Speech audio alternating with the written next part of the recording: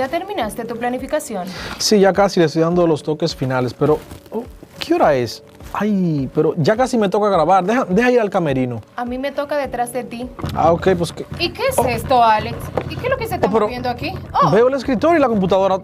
Dios mío. ¿Y qué es lo que pasa? Pero me parece extraño, porque es que nadie ha salido de la productora. No he escuchado ni siquiera la alarma de emergencia. ¿Y qué es lo que pasa? Aquí hay gato encerrado. Es un simulacro. Debemos estar preparados.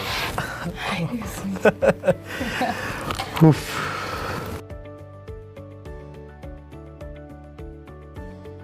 Saludos mis queridos estudiantes, como cada vez que nos encontramos, estoy feliz de tenerlos en sintonía con la fascinante clase del mundo de las ciencias sociales. Yo soy su maestra Yancel Ferreras. Recuerda que debes ubicarte en un lugar estratégico y tener a mano tu cuaderno de ciencias sociales y tu lápiz. Hoy continuaremos con el tema de la geomorfología, las placas tectónicas, los terremotos y tsunamis en nuestro planeta y de la importancia de saber qué hacer antes, durante y después de un temblor. Estar claros y entrenados para ello, porque esto puede salvar nuestras vidas. La clase pasada recordamos que la geomorfología es la ciencia que estudia las formas de la corteza terrestre. Esta ciencia se ha desarrollado siguiendo dos tendencias principales, la geomorfología histórica o cíclica por un lado y la geomorfología de los procesos por otros. Las placas tectónicas son aquellas porciones de la litosfera que se ubica debajo de la superficie o de la corteza del planeta. Son de material rígido y se ubican sobre la astenosfera, una porción del manto terrestre mucho más profundo y complejo. Las placas tectónicas se encuentran prácticamente unidas una con las otras y aunque son rígidas, no están sostenidas más que unas contra otras y se mueven constantemente, solo que sus movimientos suelen ser muy ligeros y difíciles de sentir. En la mayoría de los casos, los movimientos o desplazamientos de las placas es milímetro y no se siente en la vida cotidiana. ¿Recuerdas qué es la astenosfera? Pues es la capa del interior de la Tierra que se extiende aproximadamente entre los 50 y los 150 kilómetros de profundidad, formada principalmente por rocas plásticas parcialmente fundidas que pueden deformarse.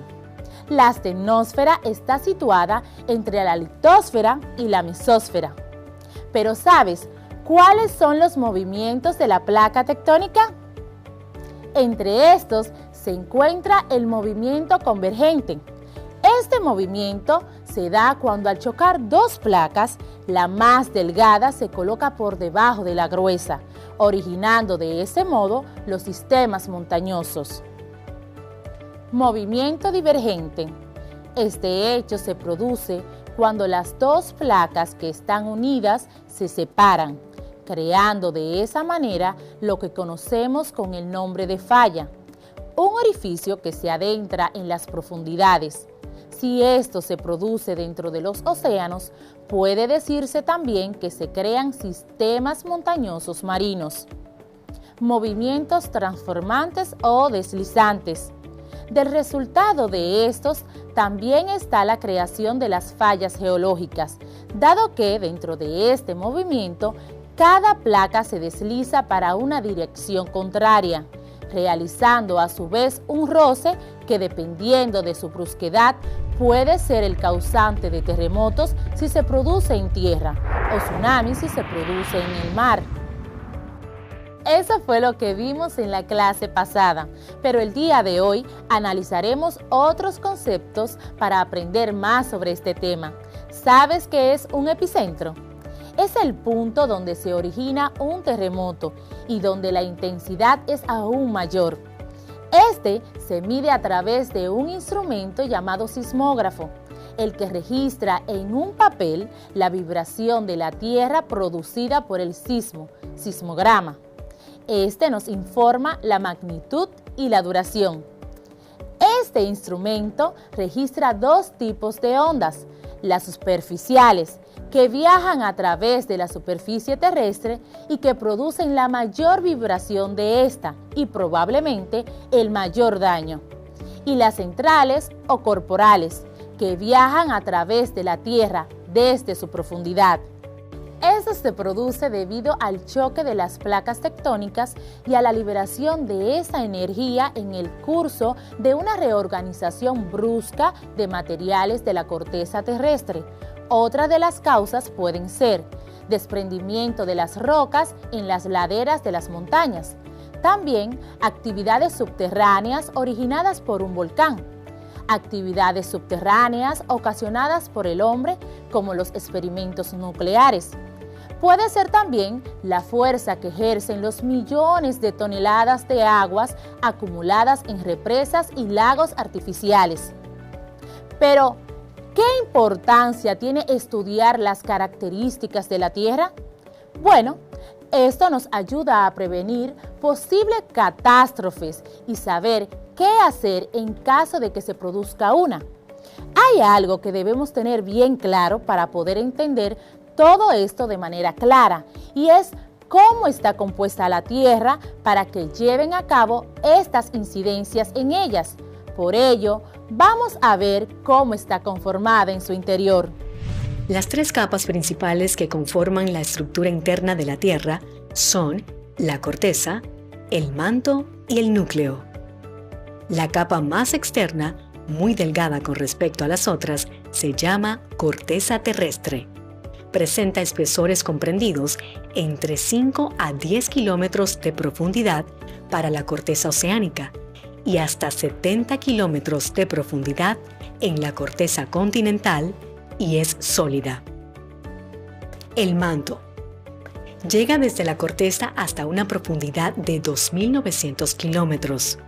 Está formado por materiales más densos que los de la corteza. En ella predominan minerales con hierro y magnesio, como el olivo. Es una capa sólida, aunque entre los 200 kilómetros presenta cierta plasticidad. Esta zona más plástica se conoce como astenosfera y se conoce como el motor interno de la Tierra.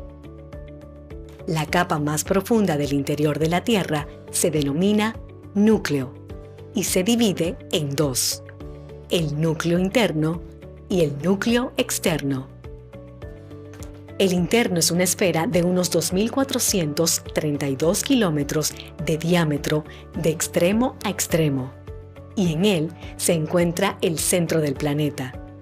La composición del núcleo es principalmente de hierro y una pequeña porción de níquel. El núcleo interno es sólido, mientras que el externo es líquido. Se comporta como un líquido a causa de las presiones y temperaturas a las cuales es sometido. Es hora de poner a prueba tus conocimientos sobre el tema. Ayúdame a subrayar la respuesta correcta.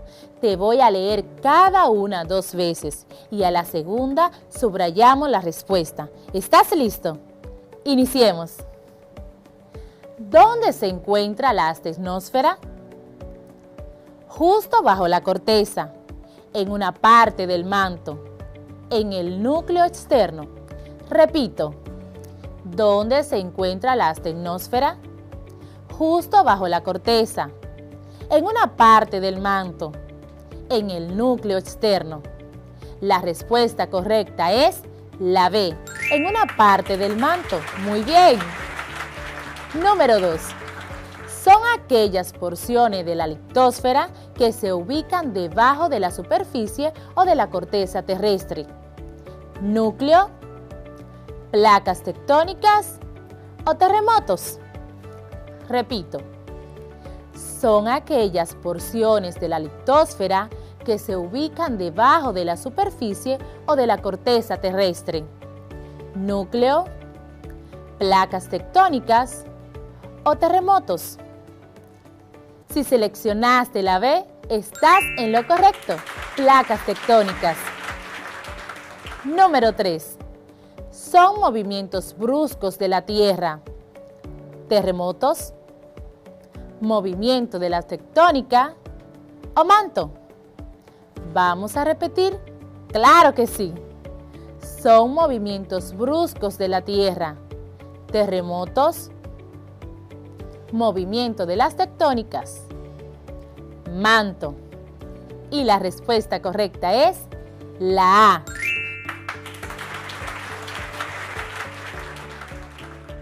Ahora, quiero que en tu cuaderno de Ciencias Sociales realices un glosario de las palabras claves o desconocidas mencionadas durante la clase, para luego buscar su significado. ¿Viste qué fácil?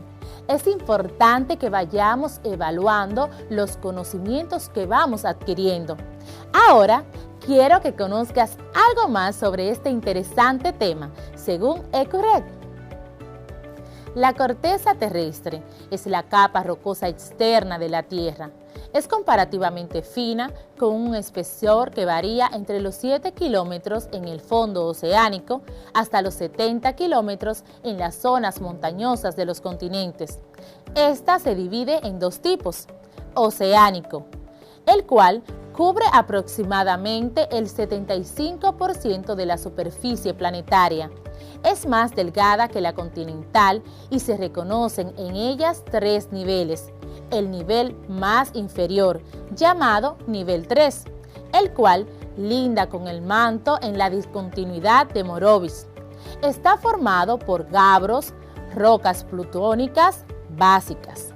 También está el continental, que es de naturaleza menos homogénea, ya que está formado por rocas con diversos orígenes. Ahora quiero que realices la siguiente actividad partiendo de tus conocimientos. Para comprender lo que hemos trabajado sobre la corteza terrestre, quiero que realices un cuadro donde coloques tu definición personal sobre la geomorfología. Luego, busques en otros lugares una definición consultando, por ejemplo, libros, diccionarios, enciclopedias, entre otros. Luego, confrontas la primera con la segunda y al final presentas en el cuadro cuál fue el resultado.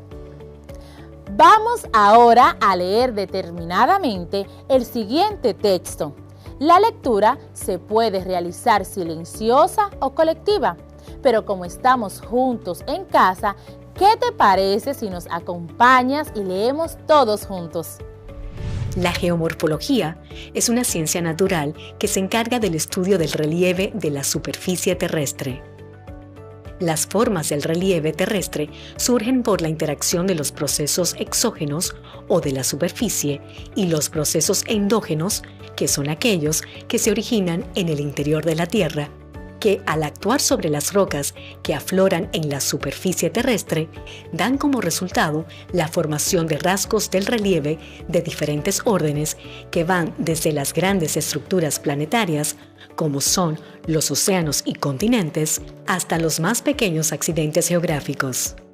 Sin embargo, según la definición general, queda implícito que la geomorfología estudia tanto el relieve de las superficies emergidas como de los fondos oceánicos, pero si partimos del hecho de que los procesos morfogénicos que actúan en las superficies continentales e insulares son diferentes a los que moldean los fondos marinos, se ha aceptado que la geomorfología se ocupa de las formas medias y pequeñas del relieve, mientras que se ha dejado a la iconología el estudio y cartografiado del relieve submarino, y a la geotectónica el estudio de los orígenes y desarrollo de las grandes estructuras planetarias.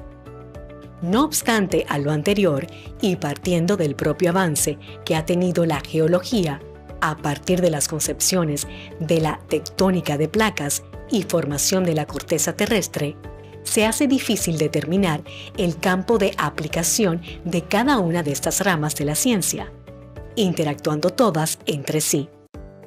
Con el desarrollo de la geomorfología se han ido ramificando los conocimientos, siendo todavía más aceptada la clasificación del científico ruso Semyonov, que la clasifica en dos ramas principales, climática y estructural. Quiero que ahora, como producto final, elabores un resumen de todo lo que aprendiste hoy y lo compartas con tu familia.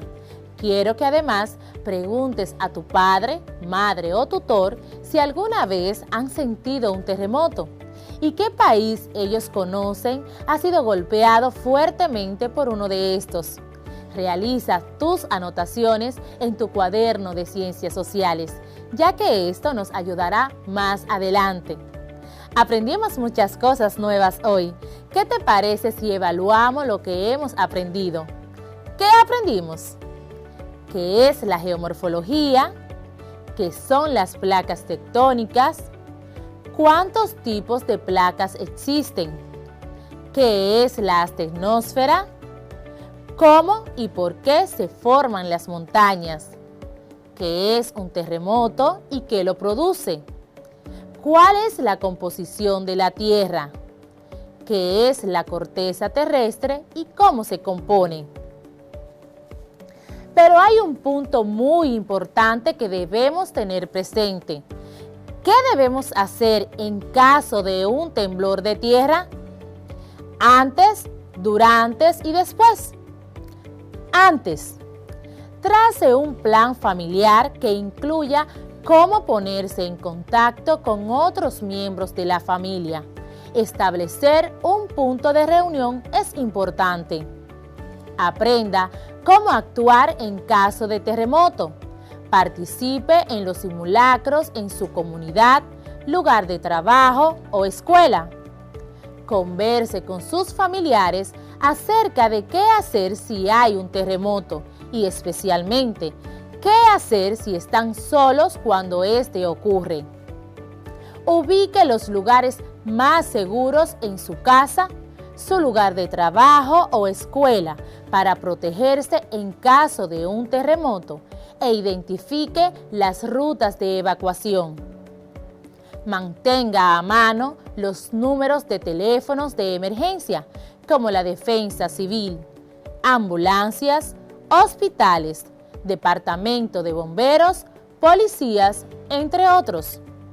Asegúrese de tener suficientes suministros para la emergencia, como agua limpia, alimentos no perecederos, medicamentos de venta con recetas, botiquín de primeros auxilios, baterías, radios y alimentos para animales domésticos.